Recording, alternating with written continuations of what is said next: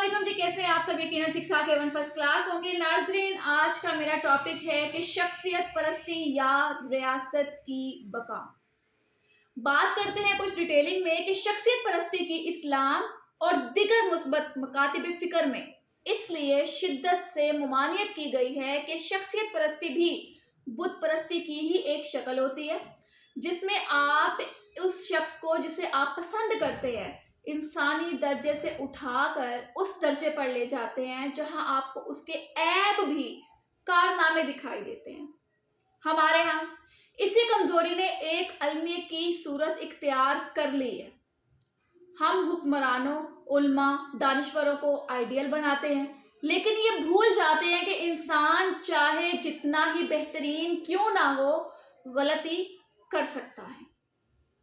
अफसोस की बात है कि हम अंधी सियासत और जाती पसंद नापसंद की बुनियाद पर सियासी और मजहबी रहनुमाओं की गलतियों को जवाब देने के लिए अपनी तवानाइयां सर्फ करते रहते हैं, ढूंढ ढूंढ कर दलाइल घड़ते हैं, खताकार को नेकोकार बनाने की सही करते हैं और गलती को स्ट्रेटजी साबित करने की कोशिश करते हैं।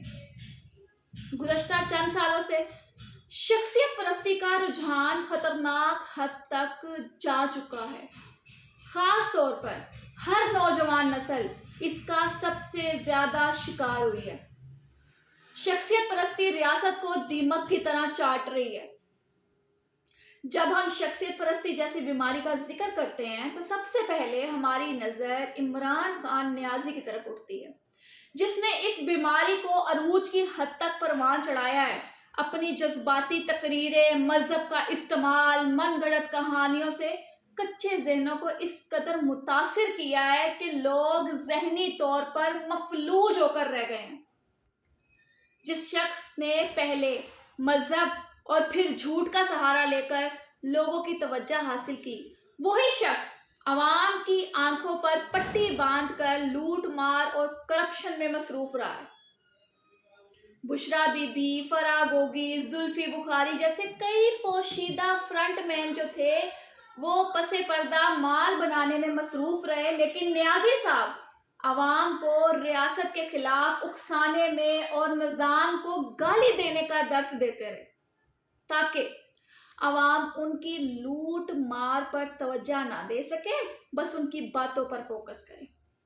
लेकिन अब सब कुछ खुलकर सामने आ चुका है। जरा सोचें कि एक आम सी खातून जिसे शायद मोहल्ले का दूसरा घर ना जानता हो, वो औरत नियाजी की अहलिया की मदद से दुबई समेत पाकिस्तान में अरबों की जायदाद की मालकन कैसे बन गई? सवालिया निशान है। अब अपनी जात और शख्सियत को बचाने के लिए रियासत का मुस्तकबिल दांव पर लगा दिया और अवाम के सामने मासूम बनने का ढोंग रचा दिया। हमें ये समझने की शदीद जरूरत है कि समाजी तब्दीली इज्तिमाई जद्दोजहद के नतीजे में पैदा होती है। महज शख्सियत परस्ती के नतीजे में समाजी में कोई तब्दीली पैदा नहीं हो सकती है। लिहाजा शख्सियात से ज्यादा रियासत की मजबूती अहम है। लोग तो आते जाते रहते हैं, रियासत मुस्तकिल होती है। लिहाजा अपनी आंखों पर इस शख्सियत परस्ती की पट्टी को उतारें और रियासत की बका की खातिर हकीकत का सामना करें। यही हम लोगों के लिए बेहतर है, यही चीज हमें कामयाब कर सकती है। क्योंकि अगर हम शख्सियत परस्ती करते रहे तो हम ही नाकाम हैं, हम ही पीछे जा रहे हैं। और इन लोगों की बातें सुनते सुनते, इसके भाषण सुनते सुनते, जिसने कभी इस्लाम को इस्तेमाल किया, कभी आवाम को इस्तेमाल किया और दिमागों को जो है वो इंतशार पर उतारा, इसकी बातें सुनते सुनते हम पाकिस्तान में कभी कामयाब नहीं हो पाएंगे। खैर, यही आज का मेरा मैसेज था आप सबके लिए।